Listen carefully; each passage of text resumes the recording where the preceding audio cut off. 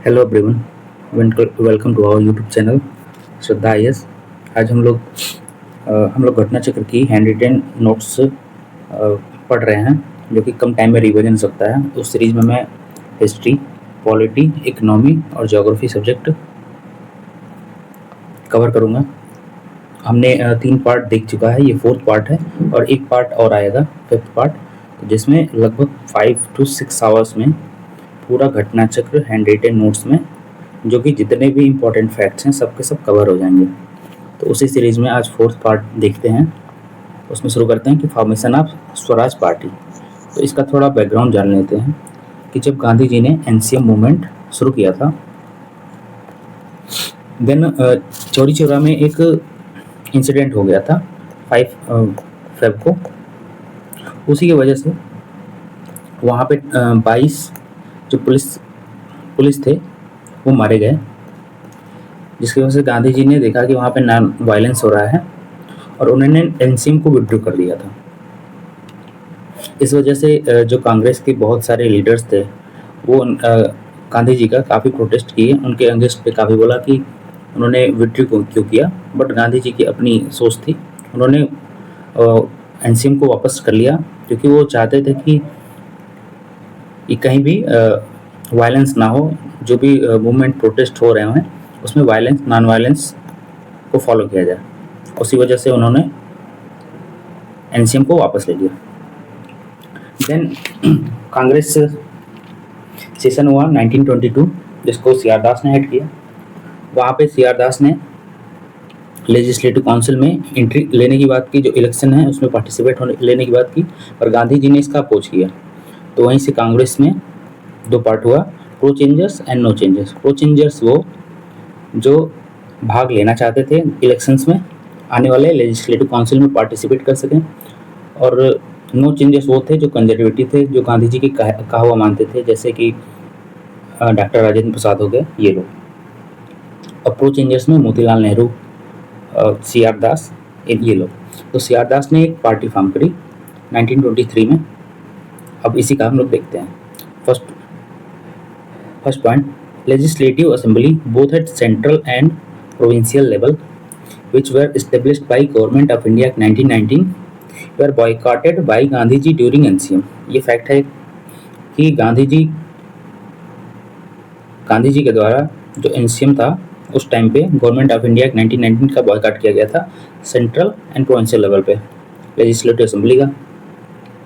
But when Gandhi ji back the NCM, जब उन्होंने NCM को विड्रॉ कर लिया, तो लोग लीडर्स भी, even leaders and public Gandhi ji के अगेंस्ट में आए। और इसके रिस्पॉन्स में सी आर दास और मोतीलाल नेहरू ने एक नई पार्टी फॉर्म की, जिसका नाम था स्वराज पार्टी, या कांग्रेस खिलाफत स्वराज पार्टी भी इसको बोलते हैं। Lala Lajpat Rai also to part but resigned after death of C R Das. तो इसके जो प्रेसिडेंट थे, इसके प्रेसिडेंट सी आर दास थे और सेक्रेटरी मोतीलाल नेहरू थे स्वराज पार्टी के। ये कब फॉर्म हुआ था? तो 1923 में। Second point, resign from the presidency of the Congress for making Swaraj party. किसने किया था? तो सी आर दास ने। इन्होंने कांग्रेस प्रेसिडेंसी से रिजाइन कर दिया था। Third number, who supported Swaraj party in central legislative assembly in pre independent India. तो वो मोहम्मद अली जिन्ना थे। मोहम्मद अली जिन्ना भी इनका सपोर्ट किया करते थे उस टाइम पे सेंट्रल लेजिस्लेटिव असेंबली में। Fourth number, Swaraj should B for common people not only for classes. ये स्लोगन दिया था किसने? तो इनको सी आर दास ने जिन्हें दिया था। इनको देश बंधु भी बोलते थे, सी आर दास जी को देश बंधु भी बोलते थे। और इन्होंने कहा था कि स्वराज जो है कॉमन पीपल के लिए है, ना कि सिर्फ क्लासेस के लिए है। फिफ्थ नंबर देखते हैं। ऑन 16 दिसंबर 1922 इंडिपेंडेंट पार्टी किसने बनाया था? तो मदन मोहन मालवीय ने और मोतीलाल नेहरू जी ने। तो 16 दिसंबर 1922 को इंडिपेंडेंट पार्टी फॉर्म हुई थी। उसको बनाया था मदन मोहन मालवीय जी ने और मोतीलाल नेहरू जी ने। Six number, in starting Lala Lajpat Rai not supported NCM.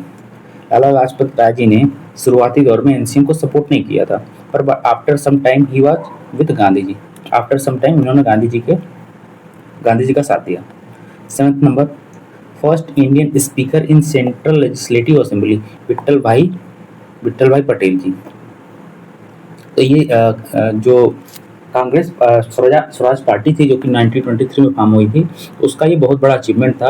इन्होंने सेंट्रल लेजिस्लेटिव असेंबली में एक इंडियंस को प्रेसिडेंट बनाया, स्पीकर बनाया था। फर्स्ट इंडियन स्पीकर थे ये वल्लभ भाई पटेल, विट्ठल भाई जे पटेल।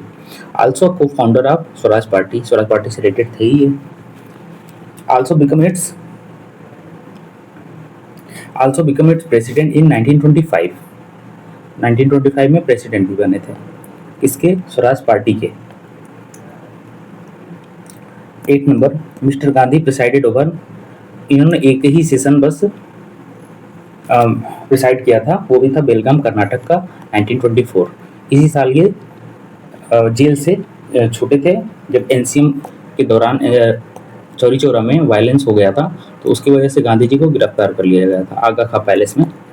तो वो फिर फेब 1924 में ये जेल से रिहा हुआ थे और उसी के बाद ये बेलगाम सेशन में अटेंड करते हैं।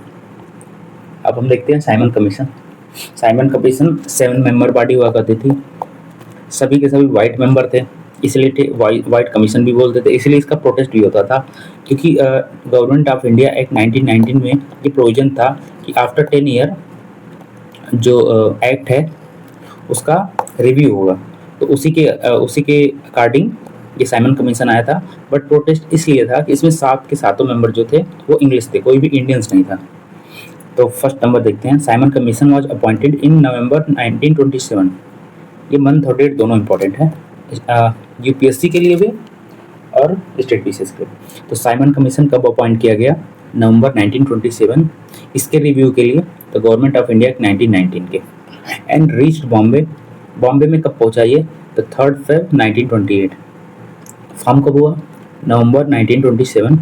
क्या रिव्यू करने के लिए? तो गवर्नमेंट ऑफ इंडिया 1919 को पहली बार ये बॉम्बे पहुंचा था। बॉम्बे कब पहुंचा था? तो Feb 3, 1928 को। इसको व्हाइट कमीशन भी बोलते थे। Second number, in Simon commission who was belongs to liberal party. Simon commission में वो कौन सा मेंबर था जो कि लिबरल पार्टी से बिलोंग करता था? तो जॉन साइमन ही थे जो वो लिबरल पार्टी से बिलोंग करते थे। Third number, on suggestion of the whose Indians kept out of the Simon commission.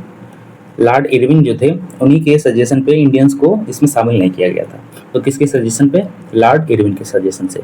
Fourth number, Simon commission recommended a federal form of government. इन्होंने एक फेडरल फॉर्म ऑफ गवर्नमेंट को recommend किया था Simon commission ने। कब form हुआ था? नवंबर 1927 को। बॉम्बे में कब पहुंचा था?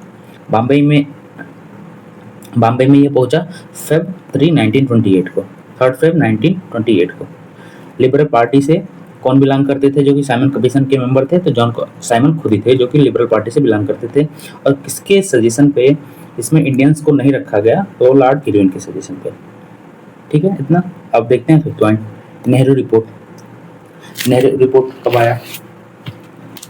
एक लॉर्ड बर्किनहेड थे उस टाइम पे, उन्होंने चैलेंज किया था इंडियंस को जो कि जितने भी पार्टी हैं इंडिया में वो सब लोग अपने से मिलके इंडिया में कॉन्स्टिट्यूशन बना सकते हैं। तो उन्होंने चैलेंज किया था, तो उसी के लिए नेहरू रिपोर्ट एक कमेटी बनाई गई थी जिसके प्रेसिडेंट तो नेहरू थे। उन्होंने एक रिपोर्ट तैयार किया जो कि जिससे कॉन्स्टिट्यूशन अंग्रेजों को दिया जा सके कि हमने बनाया है। तो नेहरू रिपोर्ट बाई मोतीलाल नेहरू 1928 में रिकमेंड किया क्या? Joint electorates for reservation of seat for minorities के लिए joint electorates, provision of fundamental rights. इसमें फंडामेंटल राइट्स की बात करी गई थी उस टाइम पे कि जब कॉन्स्टिट्यूशन बनेगा तो उसमें फंडामेंटल राइट्स, ज्वाइंट इलेक्टोरेट्स किसके लिए? माइनॉरिटीज के लिए। 6 नंबर, इंडिपेंडेंस ऑफ इंडिया लिए कब बना था? 1928 को बना था। ये इसकी बैकग्राउंड ये है कि जब नेहरू रिपोर्ट आया तो नेहरू रिपोर्ट में नेहरू जी ने, मोतीलाल नेहरू जी ने डोमिनियन स्टेटस की मांग की, जिससे जो जवाहरलाल नेहरू थे और सुभाष चंद्र बोस जी थे तो ये डोमिनियन स्टेटस से खुश नहीं थे। इस वजह से इन्होंने 1928 में independence of India league found किया। जवाहरलाल नेहरू और सुभाष चंद्र बोस जी ने फाउंड किया और इसके प्रेसिडेंट जवाहरलाल नेहरू जी को बनाया। 7th number, Mohammad Ali Jinnah put 14 point on 14 point 1929 session to protest Nehru report. Mohammad Ali Jinnah ji ने नेहरू रिपोर्ट जो कि 1928 में आया था उसके अगेंस्ट में 14 पॉइंट फार्मूला दिया 28 मार्च को 1929 सेशन में। 8 number, president of all parties conference held in Feb 1928, उसके प्रेसिडेंट कौन थे? तो मोहम्मद अली अंसारी। इसके president all parties conference held in Feb 1928। तो इसका ये टाइम भी जो ईयर है ये भी इंपॉर्टेंट है, और हेड कौन किया था, प्रेसिडेंट कौन थे? मोहम्मद अली अंसारी। अब देखते हैं हम लोग लाहौर सेशन ऑफ कांग्रेस, ये कब हुआ था? लाहौर के सेशन ऑफ कांग्रेस हुआ था 1929 में, 31 दिसंबर 1929 में लाहौर सेशन हुआ था। और यहाँ पे हेड किसने किया था? तो जवाहरलाल नेहरू जी ने हेड किया था। इसमें कंप्लीट इंडिपेंडेंस का प्रपोजल आया था। इसमें कंप्लीट इंडिपेंडेंस का प्रपोजल आया था। तो अभी यहाँ पे देखते हैं फर्स्ट नंबर, मौलाना हसरत मोहानी, काफ़ी इंपॉर्टेंट पर्सनालिटी है कि मौलाना हसरत मोहानी इन अहमदाबाद सेशन, कहाँ का सेशन? अहमदाबाद सेशन 1921 में propose that the swaraj should be defined as complete independence. First time इन्होंने हसरत मोहानी ने अहमदाबाद सेशन में 1921 में प्रपोज किया that the swaraj should be defined as complete independence. Extra point, C R Das was president of that session, कहाँ का?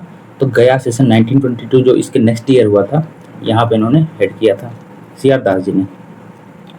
But the session was presided over by Hakim Ajmal Khan. जो 1922 का session था, प्रेसिडेंट तो अपॉइंट किए गए थे C R Das, but C R Das ji उस टाइम पे जेल थे, इसलिए इनके जगह पे जो एक्टिंग प्रेसिडेंट थे वो थे हकीम अजमल खान। तो ये क्वेश्चन आता है कि सी आर दास जी की जगह पे किसने एक्टिंग प्रेसिडेंट का काम किया? हकीम अजमल खान जी ने। गया सेशन 1922 का। Second number, when did the Congress pass the proposal of independence of India for the first time? Congress ने पहली बार कब प्रपोजल दिया था independence of India for first time? तो ये दिया था 1929 लाहौर सेशन। इसको हेड किसने किया था? जवाहरलाल नेहरू ने। कंप्लीट इंडिपेंडेंस भी इसी में दिया गया था। Third number, INC given ultimatum in its Calcutta session to accept Nehru report. Calcutta session में अल्टीमेटम आईएनसी ने दिया था नेहरू रिपोर्ट को एक्सेप्ट करने के लिए। And finally historic Lahore session 1929 December chaired by Jawaharlal Nehru declare proposal of independence of India for the first time. तो ये हम लोग पहले भी पॉइंट में देखा किसने हेड किया था? तो जवाहरलाल नेहरू जी ने हेड किया था।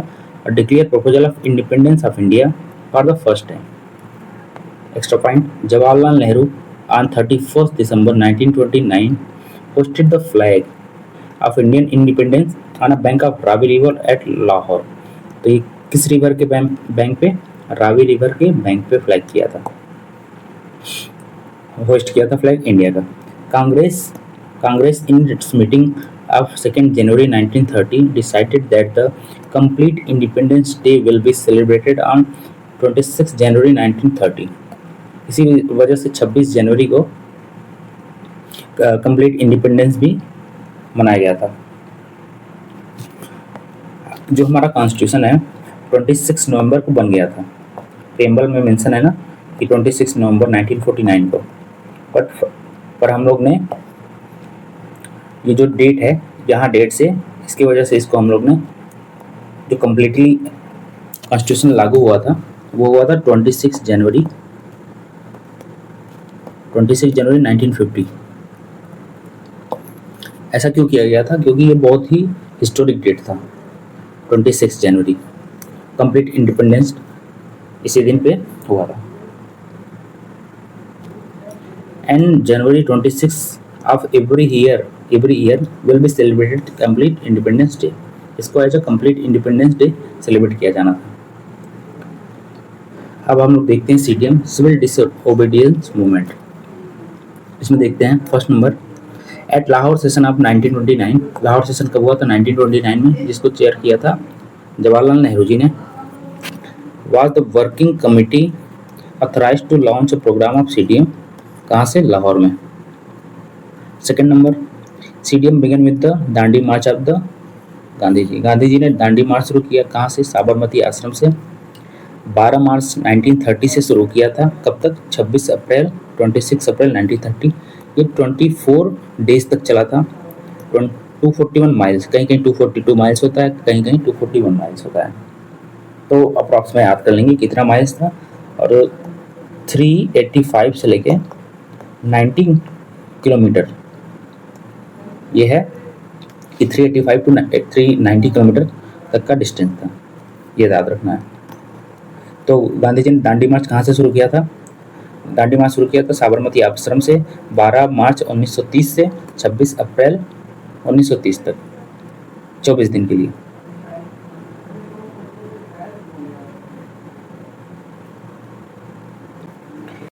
यहाँ पे एक करेक्शन है, ये 26 अप्रैल नहीं है, ये 5 अप्रैल है। तो गांधी जी दांडी कब पहुंचे थे? तो ये 5 अप्रैल को पहुंचे थे, तभी तो 24 डेज होगा।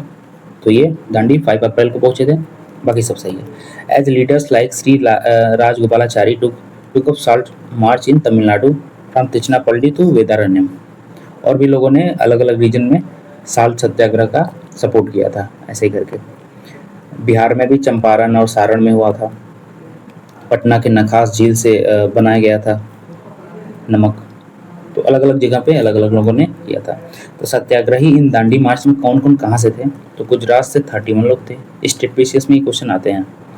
महाराष्ट्र से 13 पीपल थे, यूपी से 8 लोग थे, कच्छ से 6 लोग, बॉम्बे से 2 लोग और बिहार से 1 लोग थे। ये याद रखना, बिहार से सिर्फ 1 लोग थे।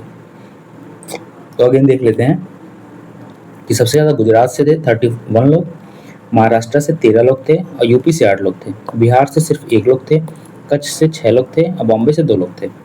Third number, women participation large scale, यानी कि सीडीएम में वोमेन्स ने काफ़ी लार्ज स्केल में पार्टिसिपेट किया था। सरोजनी नायडू ने क्या लीड किया था? धर्षणा साल्ट वर्क जो था उसको लीड किया था।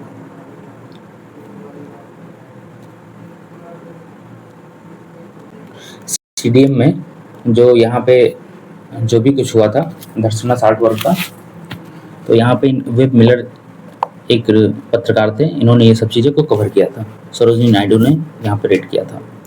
Fourth number, from Dandi Gandhi ji started क्या? सीडीएम। तो ये क्वेश्चन आया हुआ है, ये ऐसा नहीं, ये छोटा सा लाइन है। इस छोटे से लाइन में 2-3 क्वेश्चन बने हुए हैं। कहाँ से शुरू किया था सीडीएम? तो दांडी से। 5 अप्रैल को ये दांडी पहुँचे थे गांधी जी, फिर उन्होंने वहाँ से नमक बनाया और 6 अप्रैल से इन्होंने सीडीएम को स्टार्ट कर दिया था। तो ये डेट क्रोनोलॉजी में पता होना चाहिए। Fifth number, Madan Mohan Malviya, K M. Munshi, C Rajagopalachari और विट्ठल भाई पटेल, इनको मतलब पनिश किया गया था क्योंकि इन्होंने गांधी जी के साथ, गांधी जी ने जब साल्ट लॉ ब्रेक किया था तो इन्होंने भी अलग अलग जगह पे साल्ट लॉ को ब्रेक किया था। 6 number, quit India movement. Specially तो ये 8 अगस्त को पारित हुआ था, यानी कि जो कांग्रेस का सेशन होता है उसमें 8 अगस्त को ये पारित हो गया था। और शुरुआत कब हुआ था? तो 9 अगस्त 1942 को। सेकंड, जिससे ये क्वेश्चन ऐसा है कि मैचिंग में आया था, डेट मैच करने का, तो इसलिए मैंने सीधे सीधे लिखा है। तो इसको रट लीजिए, ये रिपीट करता है बार बार। किसी क्वेश्चन में सिर्फ एक रिपीट करेगा, किसी क्वेश्चन में एक रिपीट करेगा। तो अलग अलग ईयर्स के क्वेश्चन का सारे ऑप्शन भी याद होने चाहिए। तो quit India movement 9 August 1942। Arrival of Simon commission 3 फरवरी 1928, कहाँ पे? बॉम्बे में। ऊपर भी देखा था हम लोग ने, देखिए रिपीट हुआ है ये, ऊपर भी ये पढ़ा, फिर से हम लोग ये पढ़ रहे हैं। गांधी इम्पैक्ट कब हुआ था? 5 मार्च 1931। ये सब क्रोनोलॉजी में काफ़ी हेल्प करेगा, ये ईयर्स याद हो तो। 7th number, during breaking salt law Gandhi ji set domestic and foreign journalist I want world sympathy in battle of right against might. तो जब उन्होंने साल्ट लॉ को तोड़ा गांधी जी ने, तो सारे डोमेस्टिक और फॉरेन जो जर्नलिस्ट वहाँ पे प्रेजेंट थे उन्होंने कहा कि मैं दुनिया का सिंपैथी चाहता हूँ, जो कि राइट अगेंस्ट माइट की जो लड़ाई है उस लिए। 9th number, when was mister Gandhi, Mahatma Gandhi, when a raid was made by Congress volunteer at Dharasana raid salt depot. उस टाइम पे कहाँ थे गांधी जी जब धरसना पे रेड हो रही थी? जब सरोजनी नायडू ने लीड किया था तो यरवदा जेल में थे उस टाइम पे गांधी जी। उनको अरेस्ट कर लिया गया था 5 मई 1930 को गांधी जी को, जब उन्होंने साल्ट लॉ ब्रेक किया था तो 5 मई 1930 में उनको अरेस्ट कर लिया गया था और उनको अरेस्ट करके कहाँ पे रखा गया था, तो यरवदा जेल में। फिर धरसना रेड, साल्ट डिपोट, जो धरसना रेड है ये काफ़ी हिस्ट्री में इम्पोर्टेंट है। इसको वेब मिलर ने, जो जर्नलिस्ट थे, उन्होंने पूरा कैप्चर किया था। इसको सरोजनी नायडू जी ने लीड किया था। 21 मई 1930 अब्बास तैयब जी अरेस्ट कर लिए गए। 21 मई 1930 web Miller an American journalist presented the details of this great event. यहाँ पे बताया जाता है कि लोग प्रोटेस्ट कर रहे थे, जा रहे थे और अंग्रेज बस लाठियाँ बरसा रहे थे और लोग बस चुपचाप लाठी खा रहे थे। तो ये इंडियन हिस्ट्री में काफ़ी इंपॉर्टेंट इवेंट था धरसना रेड, जिसको लीड किया था सरोजनी नायडू जी ने। 10th number, Acharya Vinoba Bhave got arrested for the first time taking part in CDM. ठीक है, तो आचार्य विनोबा फर्स्ट टाइम कब अरेस्ट किए गए थे? सीडीएम में पार्टिसिपेट किया था इन्होंने, इसलिए फर्स्ट टाइम ये तभी अरेस्ट किए गए थे। 11th number, organized a march on Tanjore coast to break the salt law. Organize a march on Tanjore coast, Tanjore coast Kerala में साल्ट लॉ को ब्रेक करने के लिए अप्रैल 1930 में किसने शुरुआत की थी? कौन लीड कर रहा था? तो सिराजुद्दौलाचारी जी ने। वेदारण्यम मार्च और सत्याग्रह, इसको वेदारण्यम मार्च भी बोलते हैं। अगर क्वेश्चन आता है कि वेदारण्यम मार्च किससे रिलेटेड है, तो सी राजगोपालाचारी से रिलेटेड है। अप्रैल 1930 में हुआ था और ये कहाँ से? तिरुचिनापल्ली से लेकर वेदारण्यम तक हुआ था, जिससे गांधी जी ने साबरमती से लेकर दांडी तक चला, तो उसको दांडी मार्च बोलते हैं। ऐसे इसको भी जो श्री राजगोपालाचारी जी ने किया है उसको वेदारण्यम मार्च बोलते हैं। 12th number, the Khudai Khidmatgar also known as red shirt played an important role in CDM led by Abdul Ghaffar Khan. इनको सीमांत गांधी भी बोला जाता था। स्टार्टेड देश रोजा पीरियडिकली। ठीक है, स्टार्टेड देश रोजा periodically called for Pathan regional nationalist unity. इनको किस लिए बोला जाता था? Pathan regional nationalist unity. इनको सीमांत गांधी भी बोला जाता था। जब इंडिया पाकिस्तान डिवाइड हो रहा था तो इन्होंने उसके अगेंस्ट में वोट किया था अब्दुल गफ्फार खान जी ने। 3rd number, the soldier of Garhwal regiment refuse to fire on the revolution in CDM at Peshawar. काफ़ी इंपॉर्टेंट है। गढ़वाल रेजिमेंट ने रिफ्यूज कर दिया फायर ऑन रिवॉल्यूशन, कहाँ पे? तो सीडीएम एट पेशावर। लीडर कौन था इसका? तो चंद्र सिंह गढ़वाली। हो सकता है कि कौन था उनका leader? Chandra Singh Garhwali. Peshawar incident related of 1932 इन्हीं से, चंद्र सिंह गढ़वाली से। 14 नंबर, जिया तरंग मूवमेंट कहाँ पे शुरू हुआ था? तो मणिपुर में। जिया तरंग मूवमेंट कहाँ शुरू हुआ? मणिपुर में। By tribes of Manipur under leadership of Naga tribal women Rani Gaidinliu. काफ़ी इंपॉर्टेंट नाम है, Rani Gaidinliu, during the CDM known as Jiya Tarang movement. ठीक है, तो जिया तरंग मूवमेंट कहाँ शुरू हुआ? मणिपुर में। कहाँ से, किसने शुरू किया? तो ट्राइब्स ऑफ मणिपुर ने।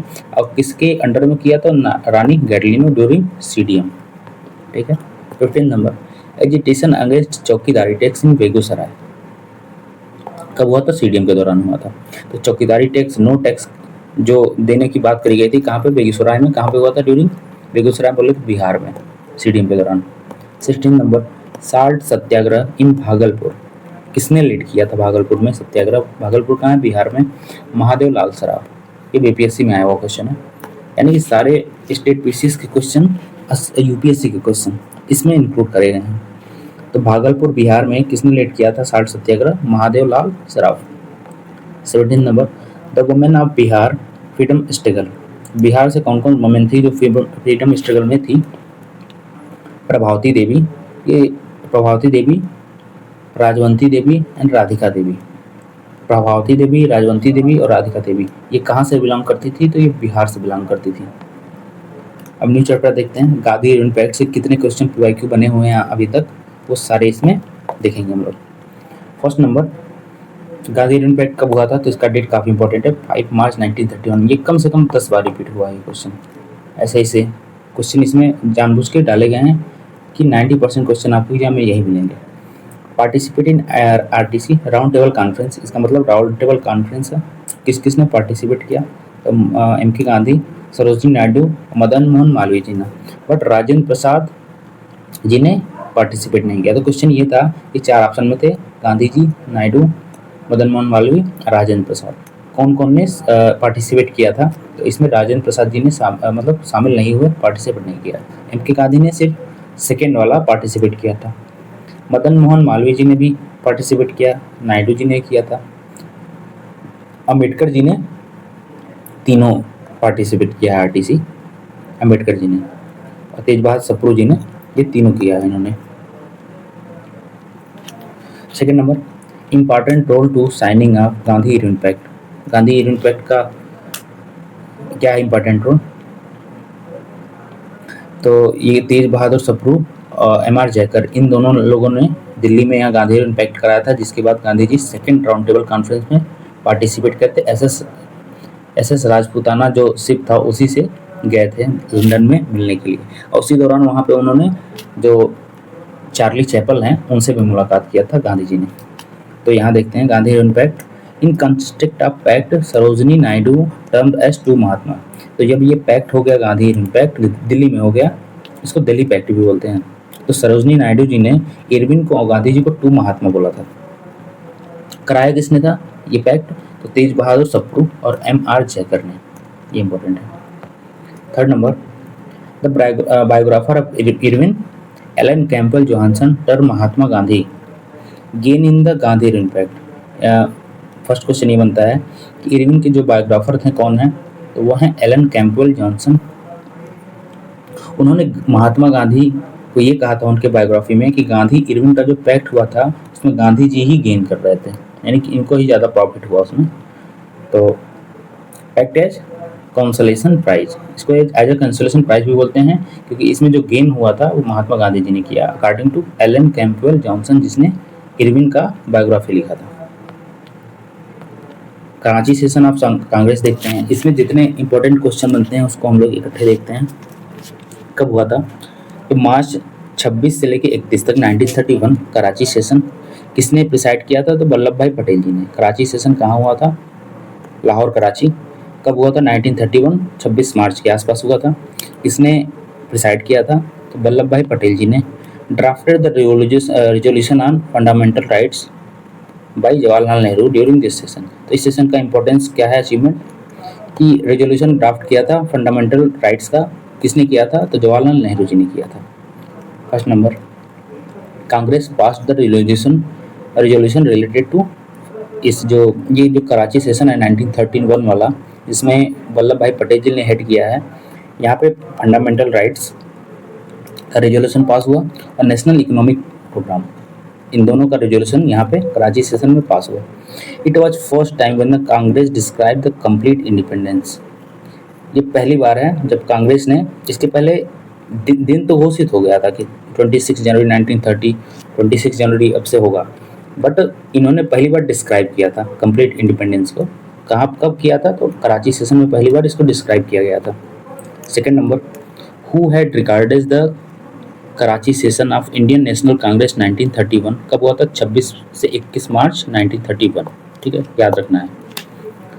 As the pinnacle of Mahatma Gandhi popularity and prestige, किसने बोला था ये चीज? तो ये सुभाष चंद्र बोस जी ने बोला था। तो फिर से देख लेते हैं, Karachi session of Indian national Congress कब हुआ था? 26 मार्च से 31 मार्च 1931 को। बोला था कि pinnacle of Mahatma Gandhi popularity and Prestige, कि महात्मा गांधी की जो पॉपुलैरिटी है वो पराकाष्ठा को प्राप्त हो चुकी है। ये किसने बोला था? सुभाष चंद्र बोस जी ने बोला था। अब यहाँ फिर से देखिए, अगेन ये क्वेश्चन रिपीट हुआ है, सिंगल क्वेश्चन भी बना हुआ है, इससे ग्रुप में भी क्वेश्चन बना है, यानी कि जितने फैक्ट्स हैं या तो मैचिंग में आ सकते हैं या कुछ भी करके वो आ सकते हैं, सारे के सारे इंपॉर्टेंट ही लिए गए हैं। ये एक एक जो पॉइंट लिखे गए हैं ये समझ लीजिए कि बहुत स्मार्टली नोट्स बनाया गया है, ताकि कम टाइम में बहुत मतलब 90% क्वेश्चन एग्जाम में इसी से हो सकें, इसी के लिए ये नोट्स बनाया गया है। तो गांधी इरविन पैक्ट कब हुआ था? 5 मार्च 1931। गांधी इरविन पैक्ट कब हुआ? 5 मार्च 1931। एग्जीक्यूशन ऑफ भगत सिंह कब हुआ था? 23 मार्च 1931। ठीक है, ये याद रखना है। RBS करके Rajguru Bhagat Singh Sukhdev.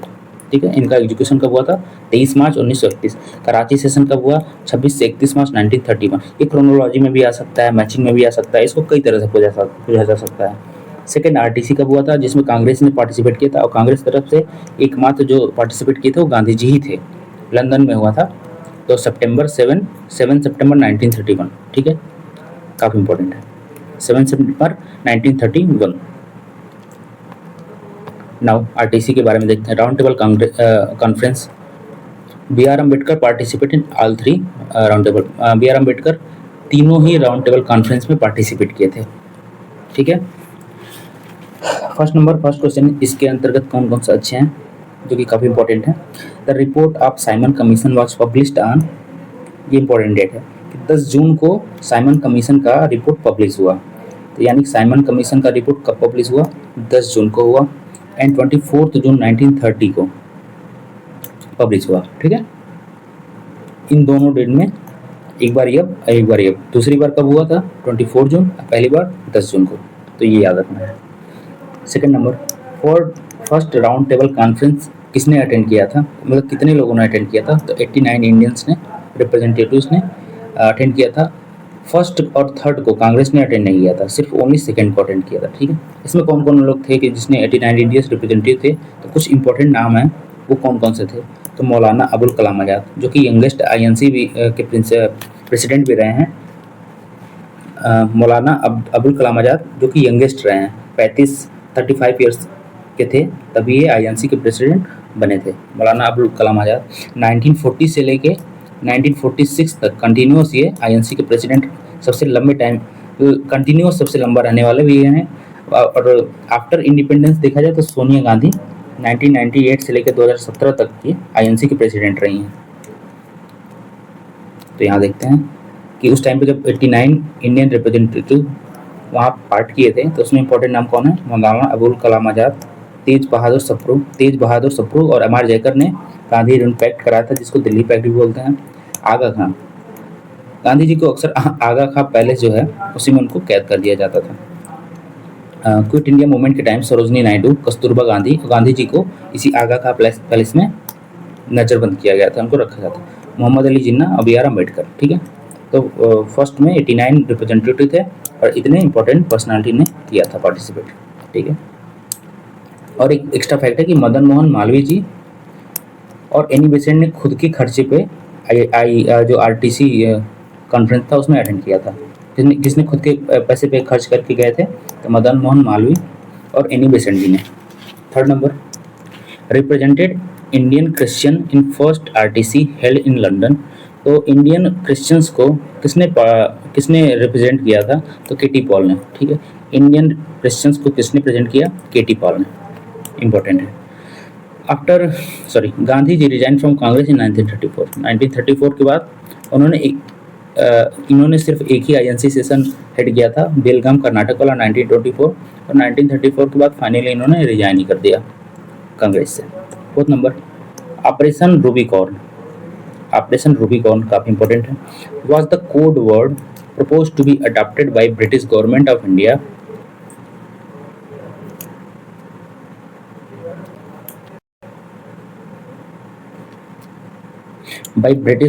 India with reference to Gandhi ji fast unto death in jail, ठीक है। तो गांधी जी ने fast unto death in jail जब किया था, जब उन्होंने फास्ट रखा था, तो ब्रिटिश गवर्नमेंट ऑफ इंडिया ने कोडवर्ड दिया था ऑपरेशन रूबिकॉर्न, ठीक है, काफ़ी इंपॉर्टेंट फैक्ट है। Fifth number, Aga Khan palace serve as the prison for Mahatma Gandhi in Pune from August 1942 to May 1944 तक, ठीक है। कब से कब तक, अगस्त 1942 से लेके मई 1944 तक, यानी कि 2 साल तक लगभग। आगा खां पैलेस, महात्मा गांधी आगा पैलेस कहाँ पे है, पड़ता है, तो ये पुणे में पड़ता है। ये कब से कब तक गांधी जी के लिए प्रिजन रहा था, कब से इसमें रहे थे, तो अगस्त 1942 से लेके मई 1944 तक। मैं बार बार इसलिए बोल रहा हूँ कि ये याद हो जाए, बस इसीलिए, ताकि 2 बार पढ़ो तो चीज़ें 4-4 बार ऑटोमेटिकली पढ़ सके। सेकेंड राउंड टेबल कॉन्फ्रेंस किसने अटेंड किया था, महात्मा गांधी, सरोजनी नायडू, मदन मोहन मालवीय और एनी बेसेंट, ये चारों इंपॉर्टेंट सेकेंड आरटीसी से रिलेटेड है। Not participated in second RTC, तो जवाहरलाल नेहरू, ठीक है। ये ऑप्शन में था कि सेकेंड राउंड टेबल कॉन्फ्रेंस किसने अटेंड किया था, तो महात्मा गांधी जी ने, सरोजनी नायडू ने, मदन मोहन मालवीय जी ने, एनी बेसेंट जी ने, बट जवाहरलाल नेहरू जी ने नहीं किया। तो ये आंसर सही था कि नहीं किया। 7th number, second round table conference when Mahatma Gandhi visited stayed in Kingsley hall in London, ठीक है। बाई शिप, इसमें देखते हैं कि गांधी जी जब कांग्रेस की तरफ से पार्टिसिपेट करने गए थे तो ये किस शिप से गए थे, एसएस राजपूताना हाल से, राजपूताना शिप से गए थे। और ये कहाँ से गए थे, तो बॉम्बे से गए थे लंदन के लिए। जब गांधी जी गए थे तो वो किंग्सले हॉल में लंदन में रुके थे। कहाँ पे, किंग्सले हॉल में। Return empty hand from London, second, Gandhi ji बात तो करने गए थे पर वहाँ से कुछ रिजल्ट फ्रूटफुल नहीं निकला। Fell on the issue of communal delegation, communal delegation के मैटर पे फेल हो गए क्योंकि बी आर अम्बेडकर वहाँ पे सेपरेट इलेक्टोरेट मांग रहे थे, जिसको बाद में चल के मैकडोनल्ड ने कम्युनल अवार्ड दिया 1932 में। दिन बाद में पूना पैक्ट के थ्रू उसको ख़त्म किया गया, तो अभी बाद में आएगा। 8 number, who wrote the pamphlet now और नेवर, नाउ और नेवर जो पैम्पलेट है वो किसने लिखा था, रहमत अली ने लिखा था। ये कहाँ के स्टूडेंट थे, तो कैम्ब्रिज यूनिवर्सिटी के स्टूडेंट थे। Also known as Pakistan declaration in 1930, year याद रखना है कि रहमत अली ने, ये कहाँ के थे, कैम्ब्रिज यूनिवर्सिटी के स्टूडेंट थे। इन्होंने एक पैम्पलेट पब्लिश किया नाउ और नेवर, कब, तो 1933 में। उसी में इन्होंने पाकिस्तान डिक्लेरेशन वगैरह दिया था, ठीक है। अब यहाँ देखते हैं हम लोग कम्युनल अवार्ड, जो मैंने अभी पहले बताया, Poona pact, communal award and Poona pact कब आया था, 1932 में। ये क्या था, जैसे मुस्लिम्स को सेपरेट इलेक्टोरेट दिया गया था, तो अम्बेडकर जी दलित के लिए भी सेपरेट इलेक्टोरेट चाहते थे, पर गांधी जी ने इसका अपोज किया और यरोदा जेल में अनशन पे बैठ गया कि वो कुछ खाएंगे पिएंगे नहीं। तो इसी वजह से लोगों ने मध्यस्थता की और उनके बीच पैक्ट कराया। First number, issued the communal award Ramsay MacDonald, जो वहाँ के थे head, in this award for depressed class, previously is was introduce for Muslims and Sikhs. तो मुस्लिम्स और सिख के लिए तो ये इंट्रोड्यूस हो गया था। सेकेंड राउंड टेबल कॉन्फ्रेंस के बाद में रामसे मैकडोनल्ड ने दलित के लिए भी ये चीज़ लागू कर दी, पर गांधी जी ने इसका अपोज किया था और बाद में पूना पैक्ट के थ्रू इसको सही किया गया। Second number, when did Mahatma Gandhi start first fast unto death, कब किया था, तो at the time of communal award, इसी टाइम पे किया था। फर्स्ट फास्ट अनटू डेथ कब था, पहला वाला, तो कम्युनल अवार्ड के अगेंस्ट था, यरोदा जेल में। डेट देखते हैं कुछ, 20 सितंबर 1932 से लेके 24 सितंबर 1932 तक, और 24 सितंबर को ही साइन हुआ था। In date after Poona pact between Gandhi ji and B R Ambedkar, इनके एसोसिएट्स ने कराया था, गांधी जी अम्बेडकर जी ने एक्चुअली साइन नहीं किया था। Actually this sign between followers of Gandhi ji and B R Ambedkar, okay. Gandhi ji के एसोसिएट जो थे उन्होंने साइन किया था और बी आर अम्बेडकर जी ने खुद किया था।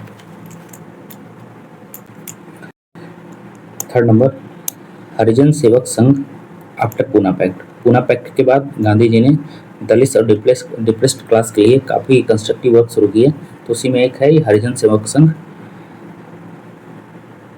इसका पहले नाम था all India untouchability anti untouchability league करके, बाद में इसका नाम चेंज करके हरिजन सेवक संघ कर दिया गया, और इसको पूना पैक्ट के बाद ही शुरू किया गया, जैसा कि मैंने बताया। Established by Gandhi ji, its first president was कौन थे, तो हरिजन सेवक संघ के पहले प्रेसिडेंट जो थे वो घनश्याम दास बिरला जी थे, उनको शॉर्ट में जीडी बिरला भी कह सकते हैं। यहाँ पे लिखा हुआ है ऑल इंडिया अनटचेबिलिटी लीग, इसको चेंज, इसका नाम चेंज करके बाद में हरिजन सेवक संघ कर दिया गया था, ठीक है। तो हरिजन सेवक संघ का जो फॉर्मेशन है कब हुआ था, पूना पैक्ट के बाद में हुआ था। किसने किया था, गांधी जी ने किया था, और इसके पहले प्रेसिडेंट कौन थे, घनश्याम दास बिरला जी थे, और इसका पहले नाम क्या था, all India untouchability league. Fourth number, mister Gandhi, Mahatma Gandhi was published a magazine weekly, weekly magazine का कौन था, हरिजन था, जो कि 1933 में पब्लिश किया। तो फिर से देखते हैं, महात्मा गांधी जी ने एक मैगजीन वीकली पब्लिश किया, कब किया, 1933 में किया, और कौन सा मैगजीन था वो, तो हरिजन मैगजीन था।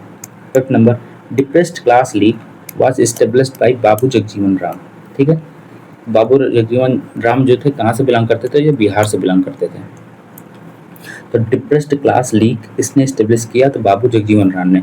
ये लेबर मिनिस्टर भी बने थे हम लोग के इंडिया के, जो इंटरिम गवर्नमेंट था वो जो बाद में बना था, तो बाबू जगजीवन राम थे वो।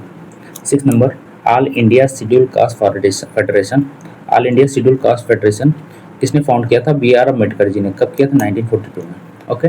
फिर से देखते हैं, all India schedule caste federation कब फाउंड हुआ था, ये क्वेश्चन बन सकता है। तो 1942 में। कब हुआ था? 1942 में। किसने किया था? अम्बेडकर जी ने किया था।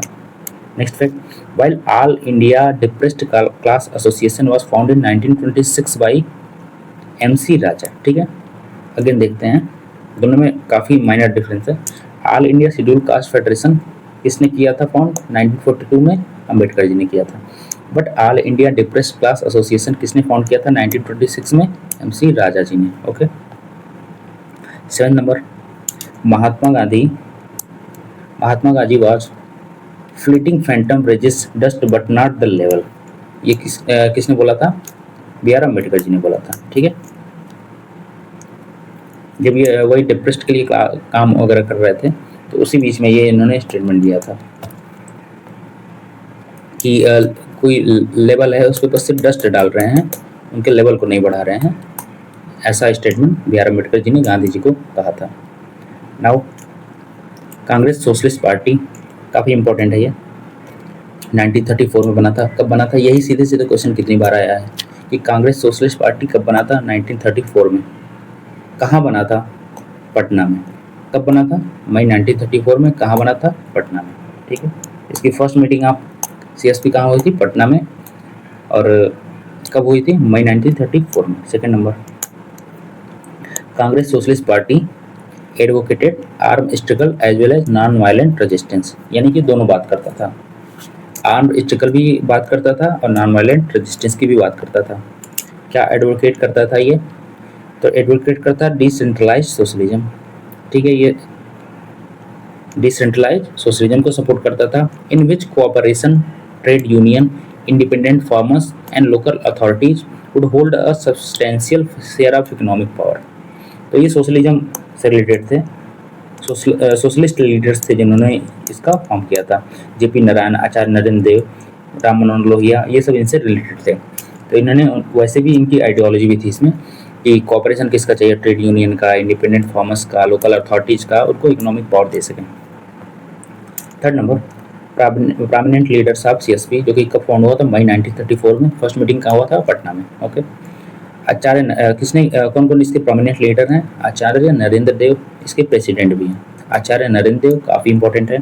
देव जी क्या हैं? नरेंद्र देव जी इसके प्रेसिडेंट।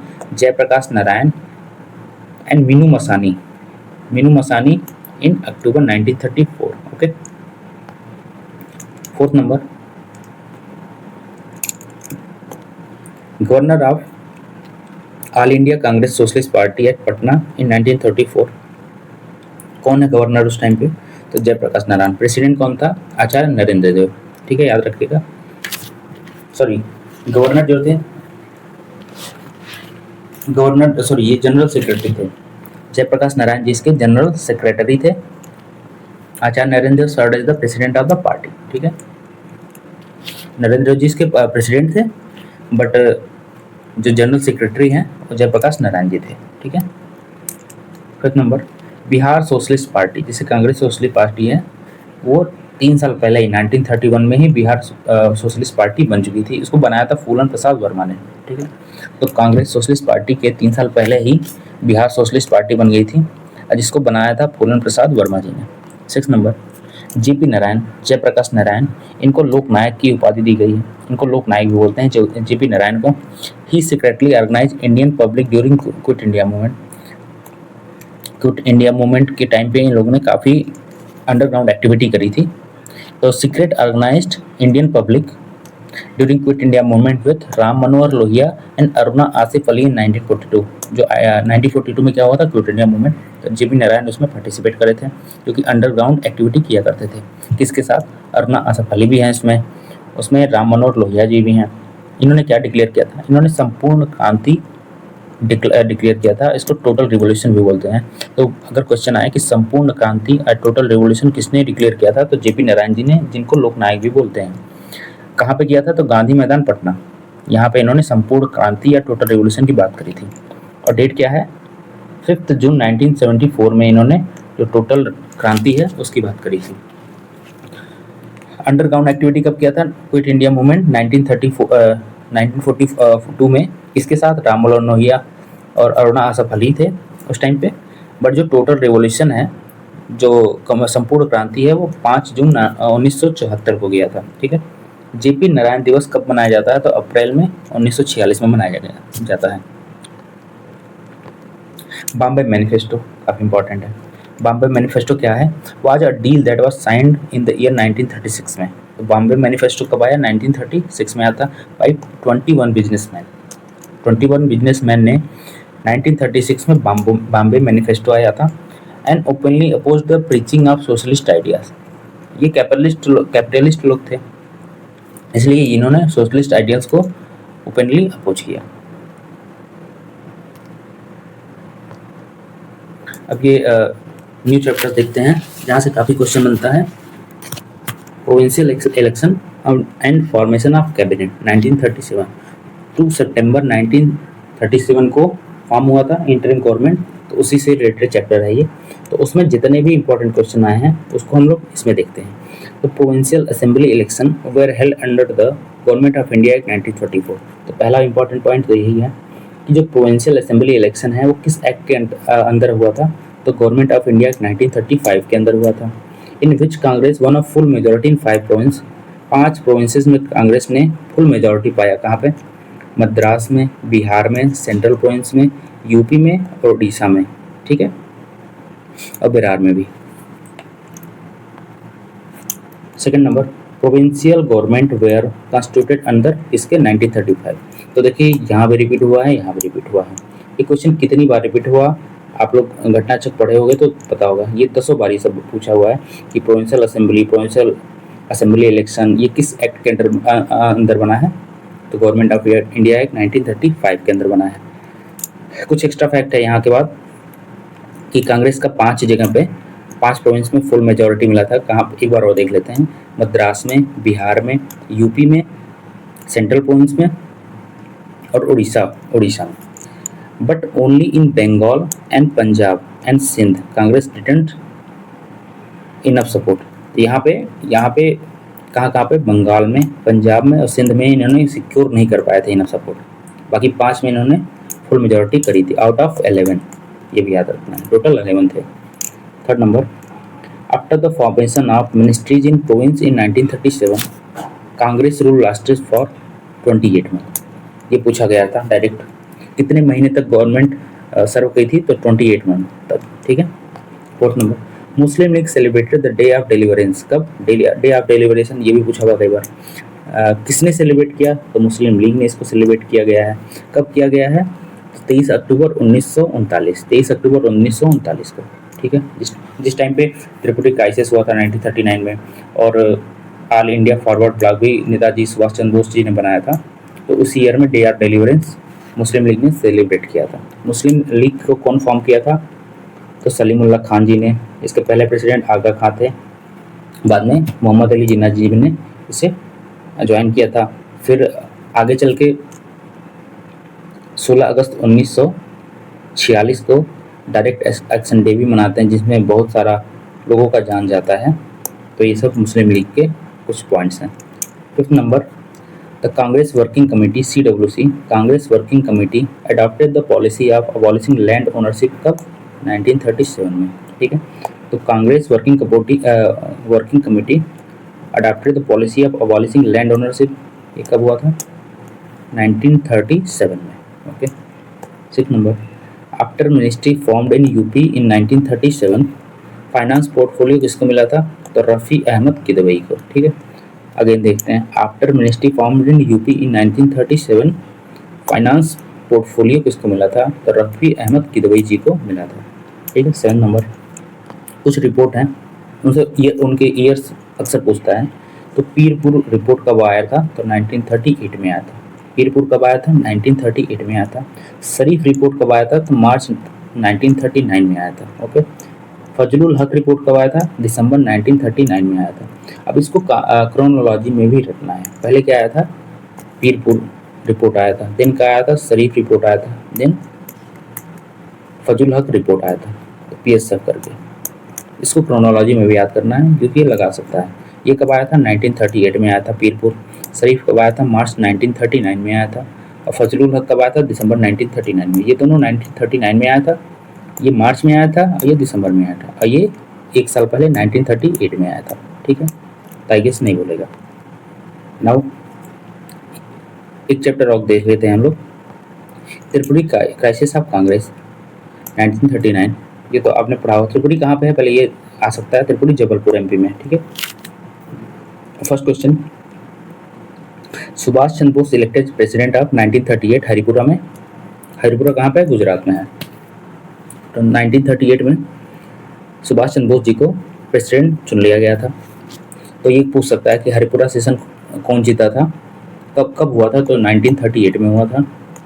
और इसके प्रेसिडेंट कौन बने थे, तो नेता सुभाष चंद्र बोस जी बने थे। ठीक है, and again elected as INC president at Tripuri session. Again Tripuri session में भी ये बने बाय डिफीटिंग पट्टाभी सीतारमैया, जिसको गांधी जी ने सपोर्ट दिया था, पट्टाभी सीतारमैया को।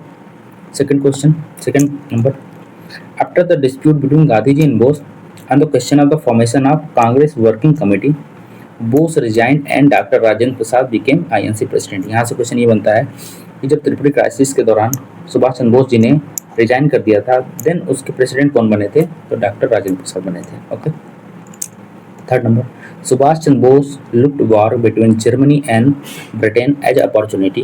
ओके, पर गांधी जी का मानना था कि जर्मनी काफ़ी ज़्यादा क्रूएल है, ब्रिटिश उससे कम क्रूएल है, इसलिए हम उनको ब्रिटिश को सपोर्ट दें। नेहरू जी का कहना था कि ना हम ब्रिटिश को के अगेंस्ट हैं ना ब्रिटिश के साथ हैं, उन्होंने बीच का रास्ता देखा था। तो पर सुभाष चंद्र बोस जी ने इसको एज अपॉर्चुनिटी देखे थे, इसी टाइम पे हम फ्रीडम पा सकते हैं। तो अगेन इसको एक बार देख लेते हैं, पढ़ लेते हैं। Subhash Chandra Bose looked war between Germany and Britain as opportunity, he believed on an old saying